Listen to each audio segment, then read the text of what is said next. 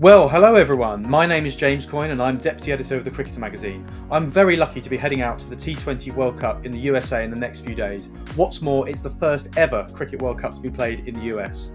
You can follow my exploits over the next 2 weeks on X at Coyne James and at the Cricketer Mag throughout the group stage, and that of my colleague George Bell, who's following England in the Caribbean at thecricketer.com.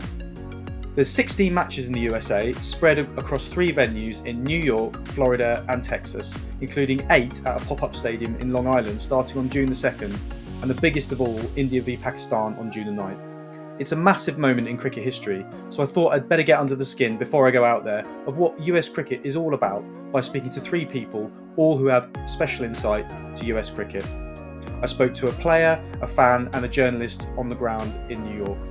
There'll be 4 games at Lauderhill, Florida, so I've spoken to an ex-pro, Matt Dowman, formerly of Nottinghamshire and Derbyshire, who's now on the ground staff at the ECB National Performance Centre in Loughborough, about his experience playing in Florida with a PCA Masters team a few years ago. Here's what Matt had to say. It might have been a short and sweet experience for him at the crease, but it's a bit of fun anyway.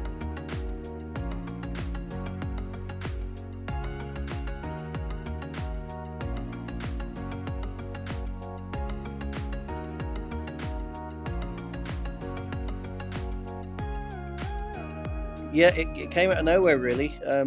Jimmy Heinsohn sort of got in touch and was saying this opportunity's come up, and he got together sort of rogue 11 of guys, and we were due to head out. I think it was about a month earlier, but I think it was Hurricane Katrina ran its course through exactly where we were supposed to be, so the trip got delayed, and then on the way, well, when we got to the airport, Jimmy made contact with the authorities out there, and there'd been a few issues, so we actually got delayed and didn't fly out for another day. But he pulled out all the stops for the trip to go ahead, and we had 3 days out there in the end. So it was a bit of a curtailed trip, but it was a decent experience. And what was it like playing in Florida? I mean, obviously our image of American cricket is a lot of the time is sort of artificial wickets and quite hostile bowling. What was it like for you? What did you experience there? Well, it was, as I said, it was supposed to be a proper formatted tournament with I think of the states would you like I think the one game we played was against Texas State, so I think they'd won their side of things, and but so as it panned out, that I think the only teams that were there were ourselves. So the West Indies Masters took a side, which was a great side with a lot of old boys who played international cricket and Test cricket, and say this state side from Texas. So it was a little bit of a mishmash in the end, but we played on the grass surface. So it was a one-off game, and it was the locals were pretty engrossed with what was going on. I think it was pretty low key, which is why it all didn't take off too well in the first place. But it was different. I'd never. It's the first time I'd ever played out there, and it was short but sweet. And I gather short but sweet in, I'm afraid, more ways than one, in the sense that when you got out there, you were out fairly quickly. Yeah, you can't really get any quicker. I can't remember where I was batting. I was batting sort of middle order. I think Rob Bailey may have opened the batting a bit earlier on. And anyway, I went out and I ran down the pitch first ball to some guy bowling some medium paces and chipped it straight to mid wicket, turned around and walked off. So I flew all the way to Fort Lauderdale for one ball.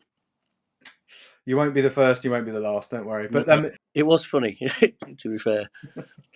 And some of the West Indian guys that you played against, I gather Carlisle Best was playing, a few others. Carlisle Best was famous for talking, commentating on himself while he batted. I mean, did you see any of that? Yeah, well, not on that day. But the funny thing about Rob Bailey had obviously played on that West Indies tour, 89-90, where Carlisle Best had a ridiculous series against England.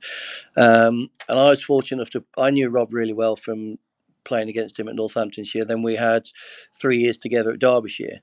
And Rob used to talk about him all the time, saying he was the way he used to commentate as the bowlers were coming into bowl. And when we turned up, because we didn't know who we were going to be playing against, and we turned up and he was part of it, Rob was just saying that the guy was, I don't think the word unhinged was how he sort of said, but he said he's just, you'd be stood there and he'd be doing full-on commentary as Devon and Malcolm was coming in to bowl at him, and Devon was on our side for that trip as well, so he could relate to that as well.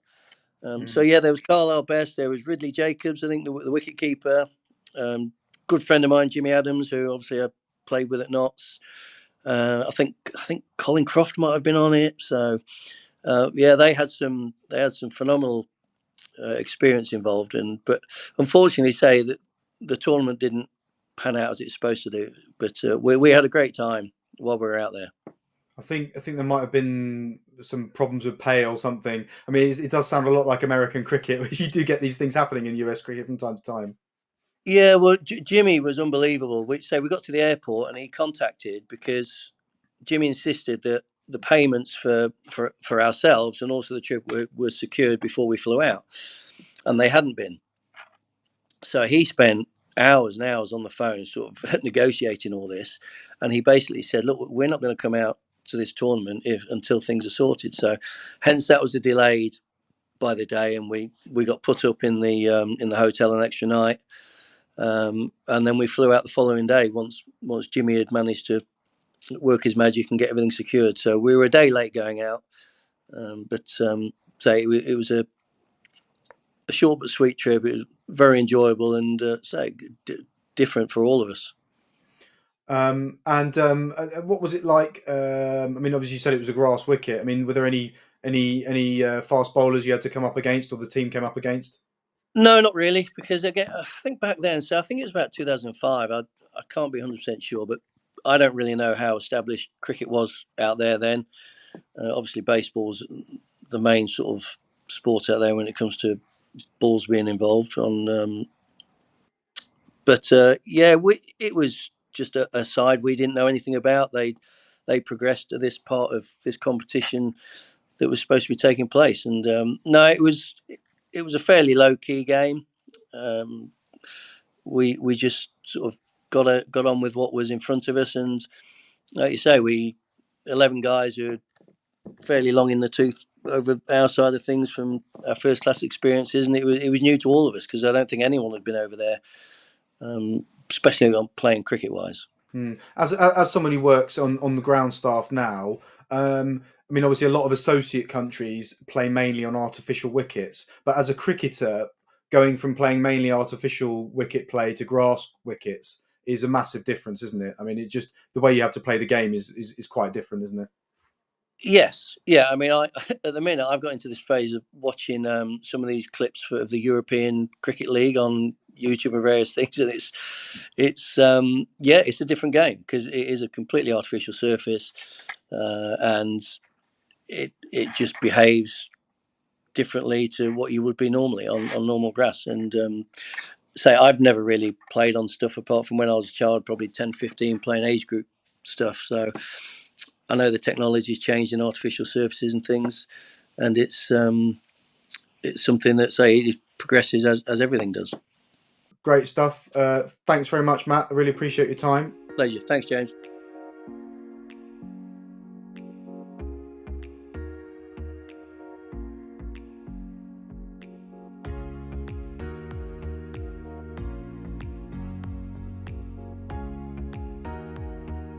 And what about an American? I've spoken to one of the most famous American cricket fans, Erik Petersen, about what it's like to have World Cup matches minutes away from his door in Fort Lauderdale. I spoke to him about some of the challenges facing US cricket to take that next step towards being a truly mainstream sport in the USA.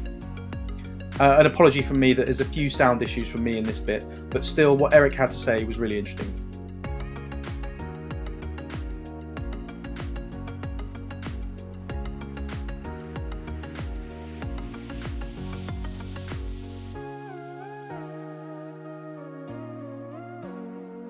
Well, I'm delighted to have with me today American cricket royalty and Erik Petersen, one of America's most well-known cricket fans on Twitter, anyway. And I suppose this must be almost a fulfilment of your life's ambition, a T20 World Cup to come to the USA, and in your backyard as well, in Lauderhill for some of it. It's coming to my back, literally 10 minutes away from my house. I couldn't ask for more. I've been waiting for this.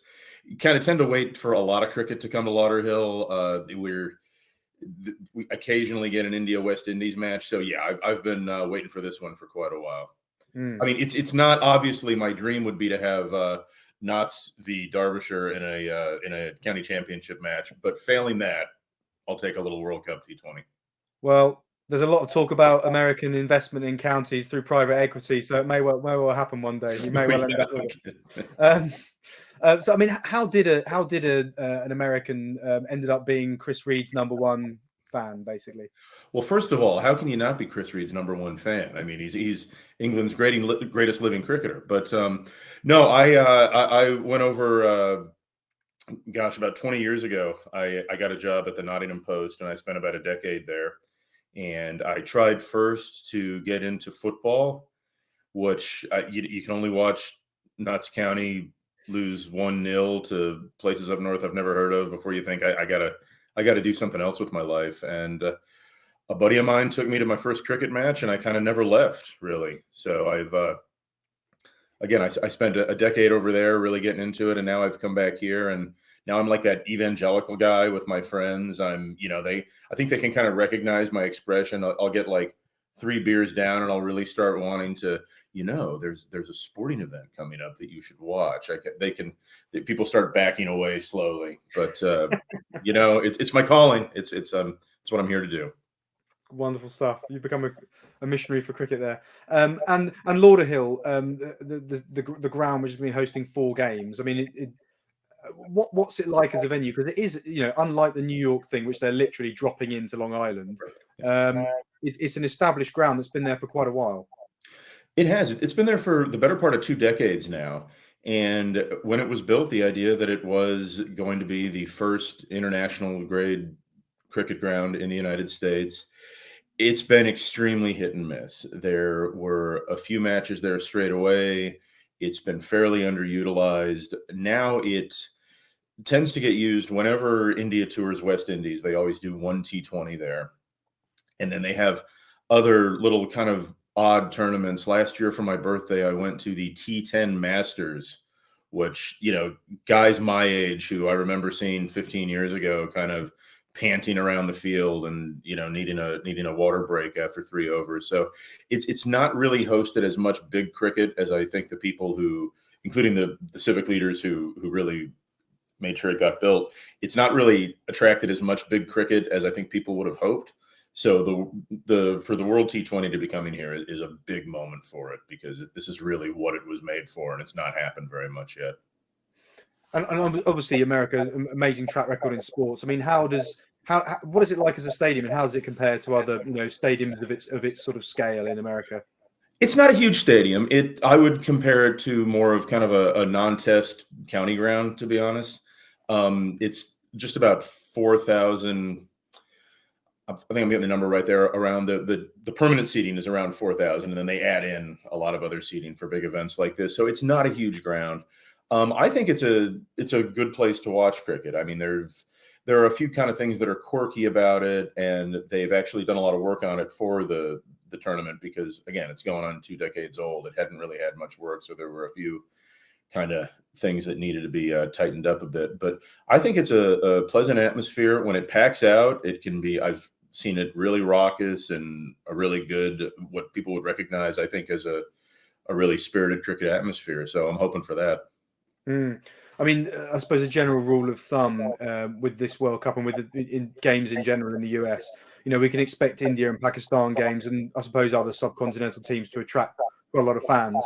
For some of the teams that don't draw quite so many, it could be a bit of a challenge. I mean, how do you see it shaping up for those 4 games in Lauderhill? I will be really curious to see how it shapes up. Actually, just before we talked, I went to check the secondary ticket markets, because that's always an interesting way of seeing kind of how pricing is going. And obviously, India is through the roof. Those matches always draw the most interest.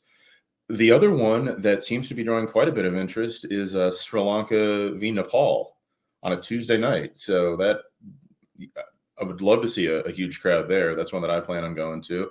The Pakistan match, maybe not so much. And then for me, the real challenge, the U.S. is playing in Lauderhill against Ireland, which could be fun. and it's on a Friday, which really could be great. I was excited when I heard, oh, it's a Friday match. I'm thinking, I'm going to get some friends out. That sounds like a great time to get people who've never seen the game before, to really kind of introduce them to the sport. It's at 10:30 in the morning, and the tickets started at $150. That's not really, to me, conducive to bringing people into the sport that haven't seen it before. And for me, it creates the worry. I think there's been a lot of feeling within the U.S. cricket community that international cricket kind of sees the U.S. primarily as a cash point, where you come here to milk the people who already care about cricket and charge them a lot of money to see their teams play, as opposed to developing it as a sport that might attract new fans here. And things like that make me kind of concerned about that, what kind of legacy are we going to build here if we're not really doing the things that are going to reach out to potential new fans?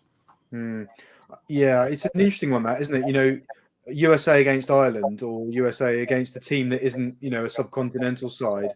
Do they have to play that at 10:30 in the morning? Obviously, the other games they're doing it at 10:30 so they can show it in India at prime time. But do they have to? I mean, it seems a strange one, doesn't it? Well, and bizarrely, so the Sri Lanka Nepal is at 7 in the evening. So, to me, it makes no sense. I think Friday night in America, US v Ireland, would have been the kind of thing that's an obvious draw for getting new people out to the ground, and it's one of those little details that makes you wonder how concerned anybody really is about actually growing the sport here. Nepal get thousands in Kathmandu for their games, so I suspect it's going to be a hell of an atmosphere for that game. So and it is cool to see that the expat communities really seem to be embracing it, and I think we'll see people traveling in to South Florida as well as Dallas and New York. So that part's going to be great. To give people who are expatriates living here a chance to see their team I think that is going to create for an amazing atmosphere. I suppose the $1 million question is, will this be the tournament that will sort of crack America, get cricket into the minds of the average American? Because I've noticed there's been quite a lot of news coverage on TV channels from the sort of classic sort of curious, oh, isn't that the sport that goes on for days and days? But can this be the tournament that actually Americans really get behind cricket, more than just being a weird sort of British curiosity? It could be. There's a few things happening that give me some hope. So we've now got a domestic T20 league as well, which played its first matches last summer and is coming back this summer. That plus a World Cup, plus we're seeing a little bit more cricket that everyone can see. Most cricket on television is shown on a subscription channel here that you have to already care about cricket to subscribe to it.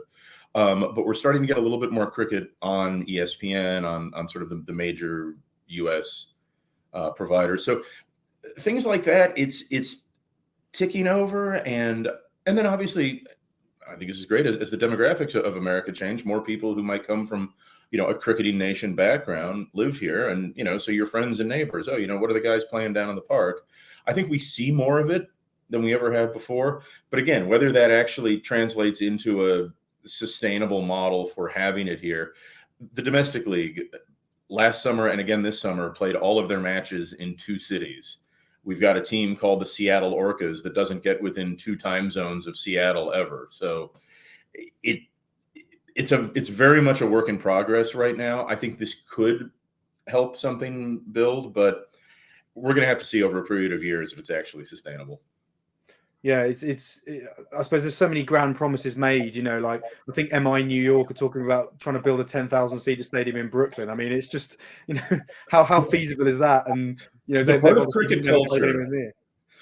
cricket culture that I feel like Americans get best is that we've always had these guys like sort of like Victorian hucksters kind of, promising the moon and then never delivering everything. If I had $1 for every cricket stadium, every cricket league, there have been, we're going to have a 50,000 seat stadium in Los Angeles. We're going to build a dome in Las Vegas. It sounds like the 19th century guys who just wanted to, put a field behind the pub so they could gamble.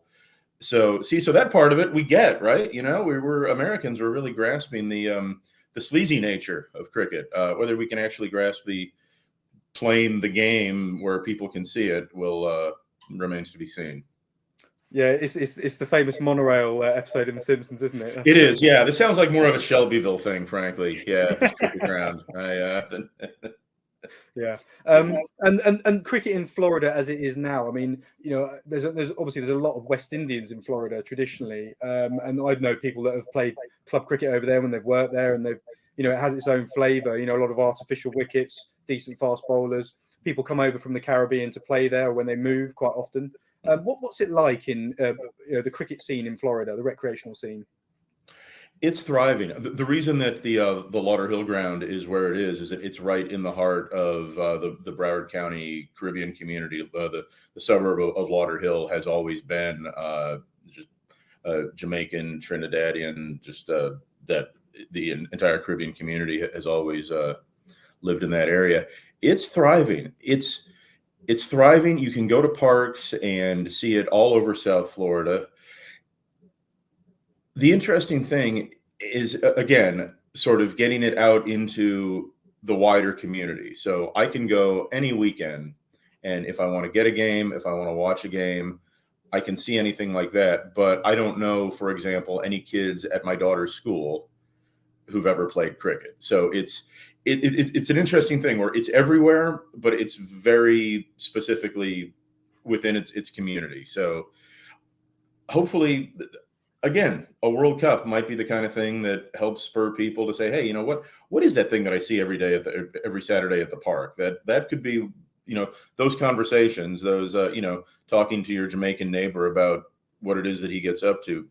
I'm hoping that could be part of the legacy. I suppose with the cricket coming to the Olympics in LA in a couple of years, it will be a bit more visible. But yeah, it's getting it in schools, isn't it? Getting it into sort of the system, isn't it? Exactly. And I mean, here, university level sport is such a big thing. Yeah. And it's actually this year, it's exactly 100 years since there was last a collegiate national championship in the last university cricket national championship was in 1924. So to get it big, to get it out into the world more, you need kids playing in high school. You need an opportunity to play in college. And that's a long ways off. Sure. And obviously Bradman touring with the Australians in 1932 is another famous one. But yeah, there's that famous picture of him strapping Babe Ruth into pads, and I think the Babe, who was not a small man, was intrigued to learn that you didn't have to run when you hit the ball. He apparently that was the story that I've heard came out of that Babe thought that just standing there and watching the ball you hit sounded pretty good to him. So yeah. And well, we look forward to it. And it obviously in Dallas on the first game of the whole tournament is USA against Canada, the oldest international fixture of them all, sort of. I mean, I know the 1844 rivalry. Yeah, us against the Dirty Canucks. We got to take them down. Great. Going down, Canada. We're coming for. I don't know. I don't know how convincing that was, but I was pretty scared. So yeah. Thank you. Yeah, no, I think that's how we've got to promote it is through the threat of violence. I think that's something that we'll enjoy. But, wonderful stuff. Okay, well, thank you so much, Erik, for your time. Greatly appreciate it, and I hope you enjoy the World Cup. And it'll be a landmark event no matter what. So thank you.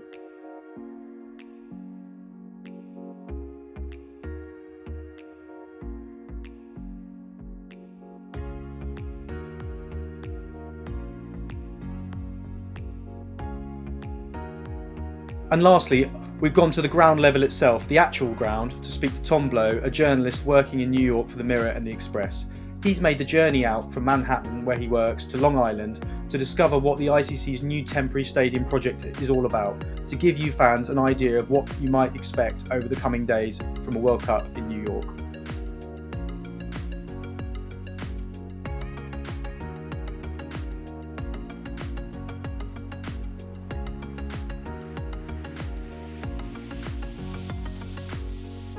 And we're celebrating today the fact that the T20 World Cup is heading to America, pretty much a third of the group stage heading there, actually, a third of the tournament. And so much so that I've donned the Wranglers today. So in homage, I've stopped short of putting a Stetson on. I thought that was probably a step too far. But we're going to talk to Tom today, who's our man in New York, about the sort of general vibe that's going on. And he's actually been to the stadium that they've built in Long Island. So first of all, Tom, welcome. And I mean, you work in Manhattan downtown. What's the sort of vibe there at the moment? Can you feel there's a T20 World Cup round the corner? You can just about feel it. It's for most of the time I've been here. So I've been here for about 3 months now. And most of the time I've been here, you wouldn't be able to tell there's a World Cup on just around the corner. Um, they've just started putting up some signs in kind of where I work, which is kind of around the World Trade Center. So in one of the buildings, the Oculus, they're going to have like a fan park, but they've only just started advertising that in the last kind of week or so. So you wouldn't have guessed there was a World Cup on in New York around the corner. I don't think. I know there's a few adverts kind of around Times Square and around the city and the landmarks and so on, but the sport here is very much dominated by kind of basketball. It's not football season right now, but when that's back on, that obviously takes a lot of priority. Ice hockey at the minute, it's the playoffs in basketball, of course. So there's so much competition for sport here, and everyone seems to be kind of really caring about. The Knicks have just gone out actually, so that might help cricket's cause. But the Rangers still in the hockey, and everyone just seems to really care about that at the minute, I think. So you wouldn't get a sense of there's this major kind of international tournament taking place just over in Long Island in under 2 weeks' time now. That's right. And it's funny actually, because I've seen quite a lot of sort of like TV stations doing sort of news trails on it with an element of curiosity that you'd expect from a country that aren't steeped in cricket. So if people are going to show up, Americans who are not au fait with cricket up to now, do we think it's going to be a case of curiosity as much as anything else? Especially because it's quite a journey out there. It's sort of 30 miles out there. Yeah, that's the other thing. I think there is a curiosity amongst the locals, but whether they're going to willing to pay the prices for the tickets, I don't think they are, a lot of them. When I was at the ground the other day, I did manage to speak to one or two people just pottering around, and I just very casually asked them, are you going to go to a tournament? Because they were clearly interested. They were looking and seeing what's going on. And there was this one couple kind of maybe in the 50s or 60s, and they said, we don't think so because the ticket prices are just too much. I think most people are really interested in particular about that India-Pakistan game. And obviously there's no chance of anyone going to that because at the minute, I think the prices are well over $1,000 at the minute. So people aren't going to go that if they're just curious. And even if they want to go to maybe Canada versus Ireland, that's still going to cost them $60. And I think a lot of people, they are curious, but when they maybe go and look at tickets or try and find out how to go, they probably see the prices. They probably think, well, this is a sport I don't really know much about. Why would I go and watch this and travel out to Long Island? And when on the same day, I was looking at one of the Yankees games that's happening the same day, and they're playing the Dodgers, which obviously has so much history behind it, and the two massive teams in baseball. And that tickets to that game at the minute are selling for around $55. So that's a major baseball game, and it's still cheaper than Ireland versus Canada. Which, no offense to Ireland and Canada, but I don't think it's one of the glamorous times in the tournament, and people probably aren't going to be that interested in it. So it's difficult for the locals to get involved when there's other things to watch on the same days at the same time, and it's cheaper and it's something they're more familiar with, and so on. I'll just dwell briefly on the sort of the extent to which they've gone to get these games in New York. There's going to be 8 games on this temporary stadium, and cricket isn't really used to building temporary stadiums, modular stadiums they're calling it, where they bus in the stands from other sports. I think they're reusing stands from the Las Vegas Grand Prix and the Golf Players Championship. But also, obviously, the great complexity in cricket is the pitch. We need this 22 yards. Unless you're going to play on artificial pitches, which isn't you can't do in a World Cup. You've got to drop in these wickets, which is what they've done, and they've curated this turf mainly in Florida, but also a little bit in Adelaide because they're using the groundsman from Adelaide Oval, Damien Hoff, who's a very experienced and expert on this subject. But the extent to which they've gone is just staggering. They've bust up in 23 trailer trucks. They've cut these wickets in half and brought them up by truck from Florida through all these myriad microclimates on the eastern seaboard of the USA. It's the extent to which they've gone is just incredible.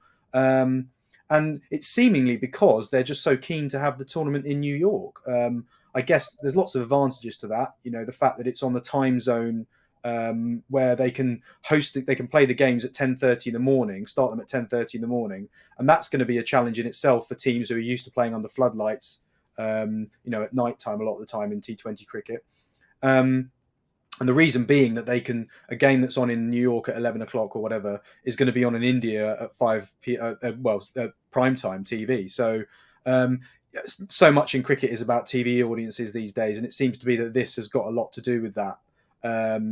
But yeah, it's really interesting the extent to which they've gone. And to be fair to them, they seem to have actually made the stadium by now. They've got it done. Given that they only started in January, pretty extraordinary. And you've actually been there and seen it.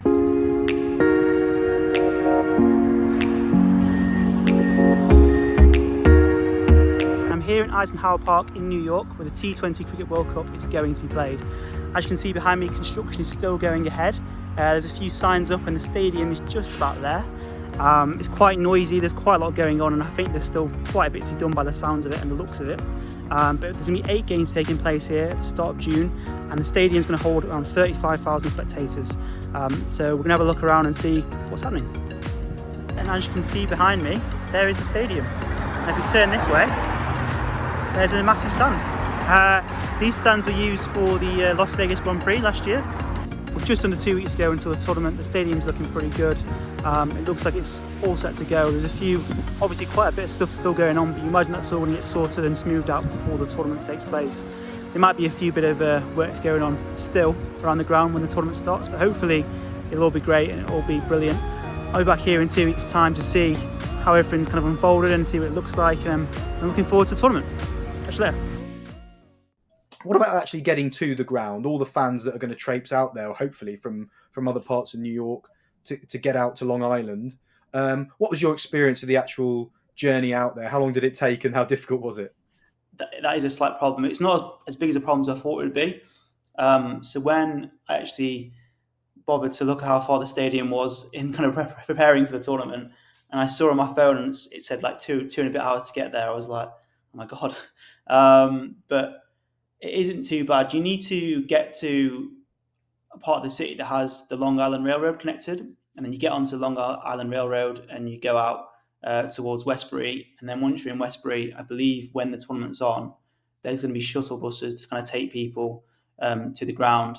So it shouldn't be too bad for getting there. I mean, how close is it to finishing now, do you think? It does feel very close. I mean, it's hard to judge from the outside. There's still huge fences up saying this is a construction site, no public access. So it's hard to know exactly where it's at. But the stands are up. There's grass on the pitch. Well, not the actual pitch, but the field, the grass on the field. It seems like it's all ready to go. And what they're doing is just kind of the cosmetic side of it. Well, that's what I'm hoping anyway. Hopefully there's not too much more to do. But when I was there, they wasn't like building any stands or anything. There was, for example, one of the things they were trying to do is lay a road or some kind of path behind one of the stands. And it seems like they're just doing those kind of things. I'd expect on the first game, or even throughout the whole tournament, there'll be maybe a few kind of diggers lying around or like signs of construction.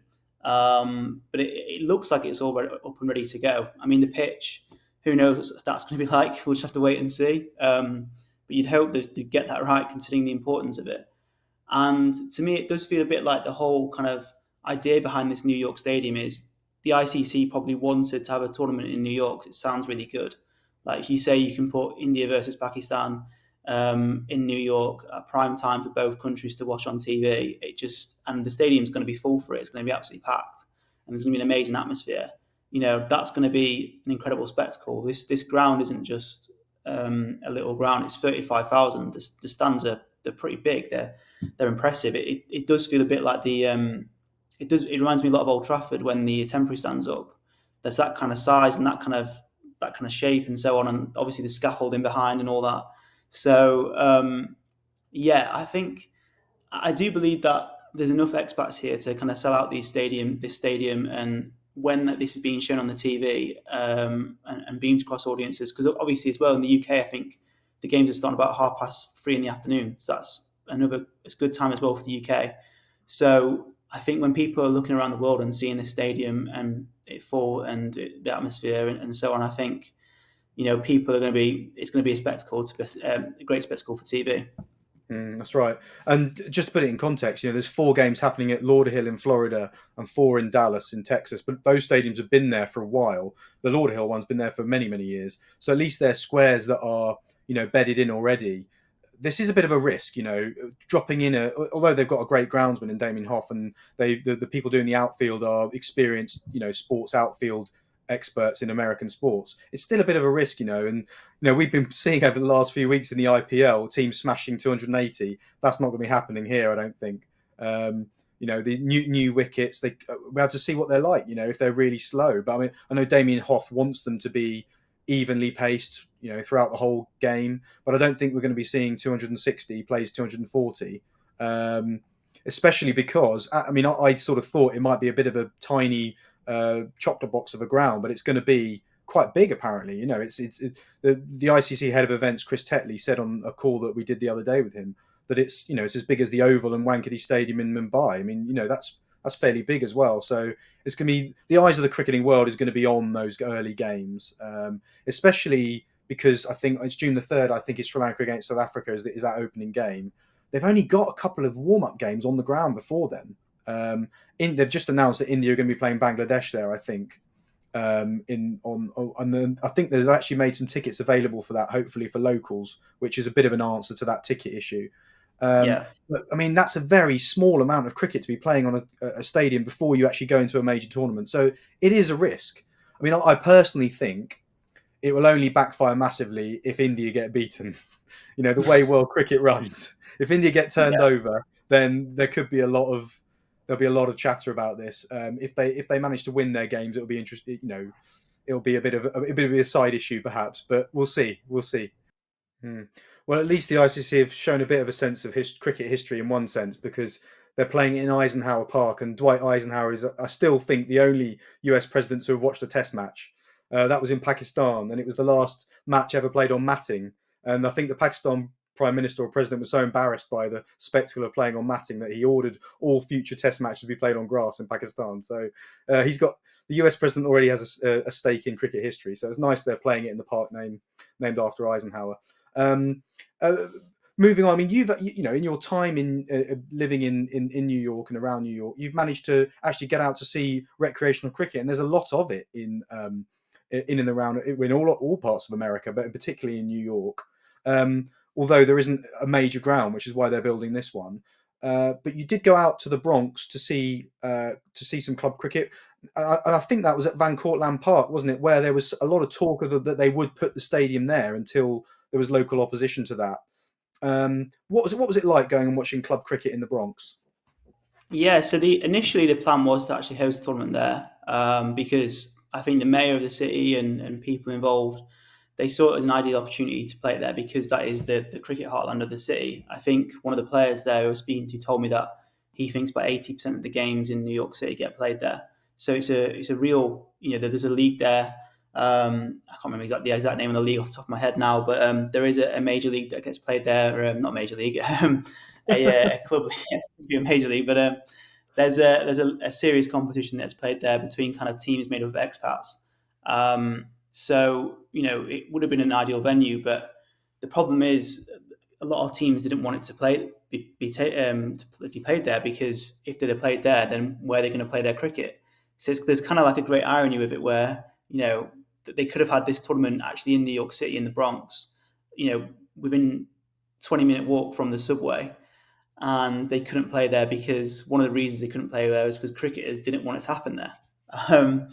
So it was quite interesting. I went there the other day just to kind of speak to some club cricketers and get their kind of sense, what they thought about the tournament, whether they wanted it to be played there, whether they're actually going to go to the tournament.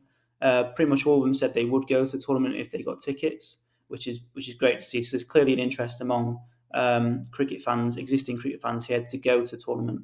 In terms of actually playing the games in the Bronx, it was kind of mixed, the reaction. A lot of them thought it was probably a good idea to actually move it out to Long Island, because they then get to keep on playing throughout the summer there.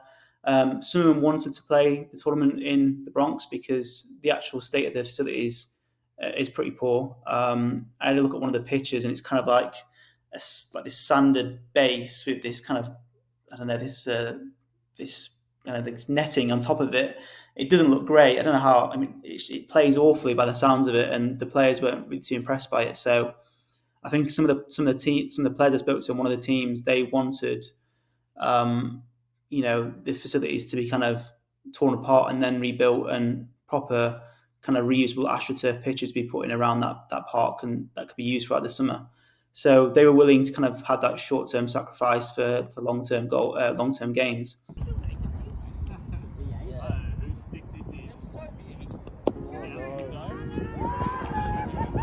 Behind me is Van Cortlandt Park. This is where most of the cricket games in New York get played each weekend. It is the cricket heartland of the city. Absolutely, yeah. We're definitely going to head out to the stadium here in New York. A few of us heading out to the Caribbean too, which would be great. Really looking forward to it. It's nice walking around New York and seeing a lot of cricket posts, which I don't think many locals understand, but as expats, we love it. Absolutely. Yeah. It's picking up. It's a great sport. It's very social. A lot of people on the ground here playing cricket, so definitely. Oh yes, super excited that the World Cup is coming to the US and in a format which is shorter and similar to baseball, so that makes it even more exciting. Well, we play here every weekend almost, so this is our ground. We love playing here. We would not have lost this ground, I guess, if the World Cup was held here, so I'm totally fine. And do you think the locals in New York will generally gravitate towards the tournament too? I hope so. I don't know. I don't hold out huge hopes. Americans love their culture, but I think there's a bit of interest, which is great. But I think there's enough expats that have generated enough interest anyway, and hopefully we'll pick up some locals along the way.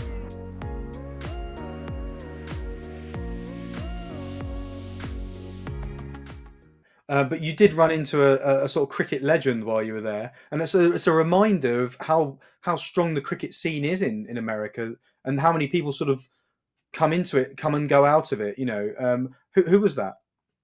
It was Steve Bucknor. So it was very strange. So I went to the whole reason for me to go there was just to speak to club cricketers about the World Cup and the plans to play in the Bronx and it being moved and where they're going to go and so on.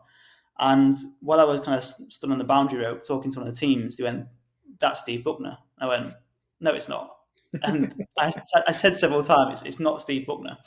And then he comes off the pitch in full ICC gear, which is probably one of the best things about it.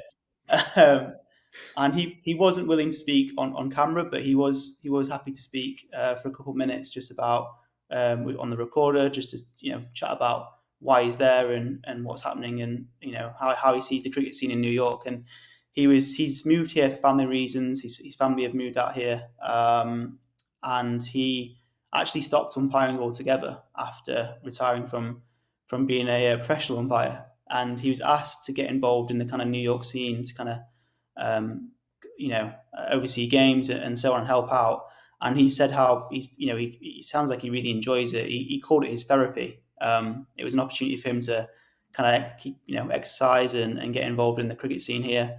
And he believes the cricket is growing in the city, and he thinks there's a real kind of, there's a real kind of hunger for it. So it was very surreal seeing him there. It did kind of like feel very club cricket, because you hear these legends always playing, getting involved in the club scene in England, but you kind of don't really expect to see it in New York. And it was very strange to be sat there in the Bronx watching this kind of legendary umpire oversee this game between a group of expats. So one of the kind of funny things about it is every time a decision came his way, whether it's like an LBW decision or whatever, if he was giving someone out, everyone on the sideline was like, "Oh, Steve," these Australians just going, "Oh, Steve-o, oh." And it was kind of very surreal. And one time, one of the LBW appeals he turned down, and they were like, "Oh yeah, Steve, come on, Steve."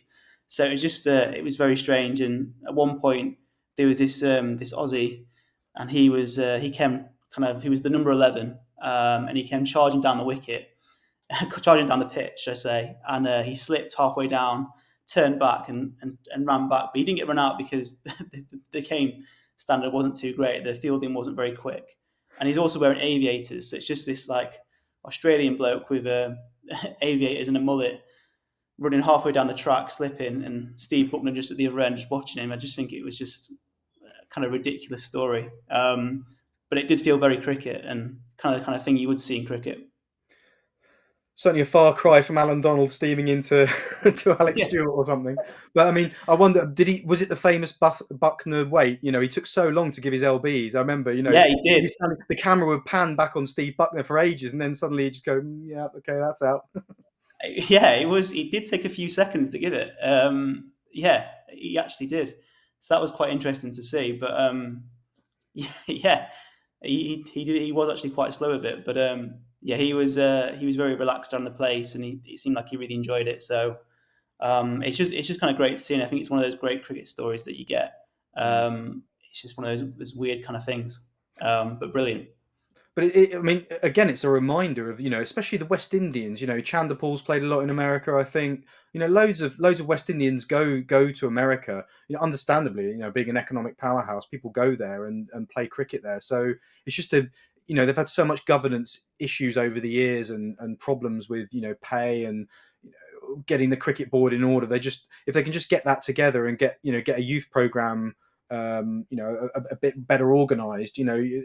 They really could become, you know, USA could become a massive power in cricket, and that's really why they're, aside from the TV thing, that's why, you know, the ICC are doing this tournament in America, I suppose. There's just so much sport here. There's so much options, and I think that's one of the big problems that cricket has. This tournament, there's so much more things going on, and that's going to be a real struggle to get the people who don't really know much about the tournament involved. Well, either way, I think it's going to be it's a landmark moment in the history of cricket that the T20 World Cup is coming to America. I'm going to be there. You're going to be there. I very much look forward to it. And let's do it. Yeah, it's going to be great. It's going to be fascinating. I can't wait to see what it's going to actually look like. And I do feel like, you know, being one of those first few India games when the crowds the stadium is packed out and the atmosphere is amazing, it should be an amazing spectacle, and hopefully it all goes together and it all works. Thanks very much for your time, Tom. All the best, and I'll see you soon.